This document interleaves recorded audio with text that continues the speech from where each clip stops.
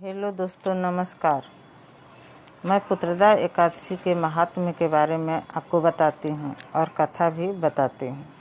दोस्तों, पौष महीने के शुक्ल पक्ष की एकादशी को पुत्रदा एकादशी कहा जाता है। इस एकादशी के समान कोई दूसरा व्रत नहीं है। इस व्रत को करने से संतान को आने वाली सब बाधाएं कट जाती है। संतान संबंधी सारे कष्ट का निवारण हो जाता है। दोस्तों, साल 2021 में एकादशी 24 जनवरी दिन रविवार को पड़ रहा है। एकादशी तिथि 23 जनवरी 8:56 रात्रि से 24 जनवरी 10:57 रात्रि तक है। व्रत का पारण 25 जनवरी 7:14 से 8:58 सुबह तक रहेगा। अब आपको मैं कथा का महात्म्य बताती हूँ। धर्मराज युधिष्ठिर ने पूछा, हे कृष्ण, अब आप पौष माह के व्रत के बारे में समझाइए।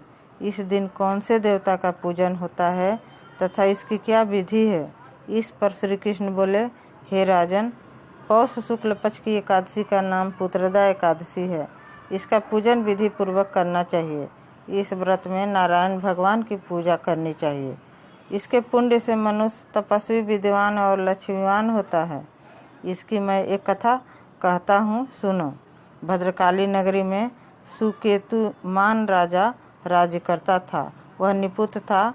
उसकी स्त्री का नाम शैव्या था तथा वह सदैव निपुति होने के कारण चिंतित रहती थी। इस पुत्रहीन राजा के पितर रो रो कर पिंड लेते थे और सोचा करते थे, इसके बाद हमें कौन पिंड देगा। इधर राजा को भी राज्य वैभव से संतोष नहीं होता था। इसका एकमात्र कारण पुत्रहीन होना था।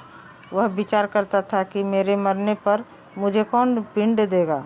बिना पुत्र के पितरों और देवताओं से उरीण नहीं हो सकते। जिस घर में पुत्र न हो वहाँ सदैव अंधेरा ही रहता है। इसलिए मुझे पुत्र की उत्पत्ति के लिए प्रयत्न करना चाहिए। पूर्व जन्म के कर्मों से ही इस जन्म में पुत्र और धन आदि मिलते हैं। इस तरह राजा रात दिन इसी चिंता में लगा रहता था। एक दिन राजा ने अपना शरीर त्याग देने की सोची, परंतु विचार करने लगा कि आत्मघात करना महापाप है। राजा इस तरह मन में विचार कर एक दिन छिपकर वन को चल दिया। राजा घोड़े पर सवार होकर वन में पक्षियों और वृक्षों को देखने लगा। हाथी अपने बच्चों को और हथिनियों के बीच में घूम रहे हैं। राजा सोच विचार में लग गया। राजा प्यास के कारण अत्यंत बेचैन होने लगा और पानी की तलाश में आगे बढ़ा। कुछ ही आगे जानने पर उसे एक सरोवर मिला। उस सरोवर के चारों तरफ मुनियों के आश्रम बने थे। उस समय राजा के दाहिने अंग फड़कने लगे।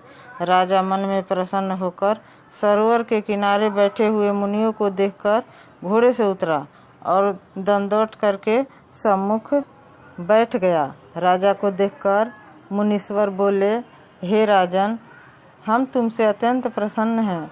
तुम इस जगह कैसे आए हो, सो कहो। इस पर राजा ने उनसे पूछा, हे मुनीश्वरों, आप कौन हैं और किस लिए यहाँ हैं, सो कहो। मुनि बोले, हे राजन, आज पुत्र की इच्छा करने वाले को संतान देने वाली पुत्रदा एकादशी है। हम लोग विश्वदेव हैं और इस सरोवर पर स्नान करने आए हैं। इस पर राजा बोला, हे मुनीश्वर, मेरे भी कोई पुत्र नहीं है।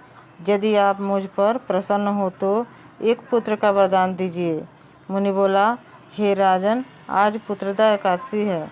आप इसका अवश्य ही व्रत करें। भगवान की कृपा से आपके अवश्य ही पुत्र होगा। मुनि के वचनों के अनुसार राजा ने एकादशी का व्रत किया और द्वादशी को पारायण किया और मुनियों को प्रणाम करके अंत में अपने महल को वापस आया। अंत में रानी ने गर्भ धारण किया और 9 माह के पश्चात उसके एक पुत्र रत्न पैदा हुआ। वह राजकुमार अत्यंत ही वीर, धनवान, यशस्वीवान और प्रजापालक हुआ। श्री कृष्ण भगवान बोले, हे राजन, पुत्र प्राप्ति के लिए पुत्रदा एकादशी का व्रत करना चाहिए। जो मनुष्य इसका महात्म्य श्रवण व पठन करते हैं उसको स्वर्ग मिलता है। नमस्कार दोस्तों, यदि आपको ये कथा पसंद आया तो मेरे चैनल को लाइक सब्सक्राइब ज़रूर कर दीजिएगा। हरे कृष्ण।